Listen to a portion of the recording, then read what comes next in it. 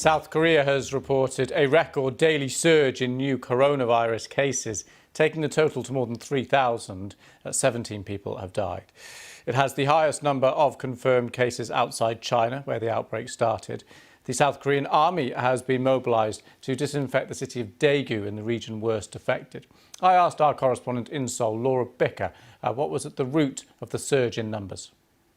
Well, it's believed that the outbreak began within the Shincheonji Church of Jesus. This is a religious sect which has around 220,000 members right across South Korea. Now, every single one of them are being interviewed to find out if they have symptoms of the virus. So far, over 3,000 say they do.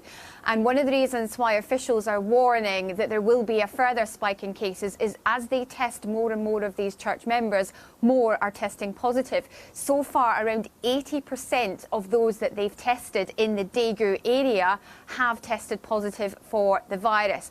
That is how they're trying to track the spread of where the infected patients are and where they have been to try to isolate those and contain the spread.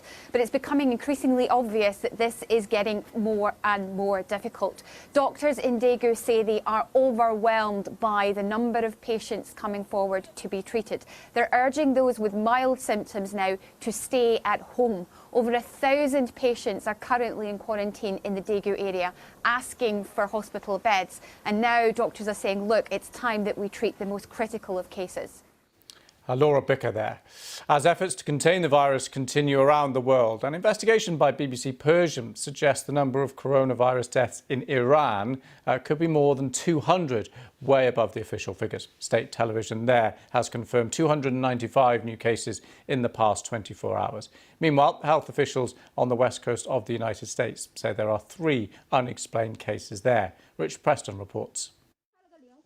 The number of countries reporting new incidents of COVID-19 continues to rise. New Zealand, Lithuania and Iceland are amongst the latest to confirm their first cases. The World Health Organization has upgraded the global risk of the virus to its highest possible level. At least 210 people are reported to have died in Iran. As authorities there try to get control of the situation, Friday prayers were cancelled for the first time in 40 years. Worldwide, there have been more than 2,500 deaths from this strain of coronavirus. Italy continues to be Europe's biggest cause for concern, with more than 650 cases. Several towns in the north of the country are still on lockdown.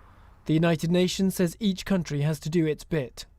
We know containment is possible, but the window of opportunity is narrowing.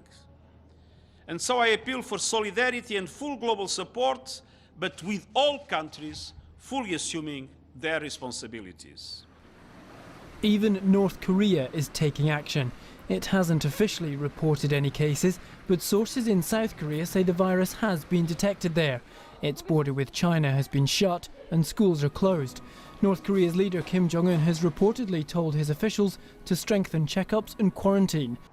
In the United States, a third case of community contagion. Our third case did not recently travel overseas or have any known contact with a recent traveler or an infected person. The number of infections across the country has passed 50.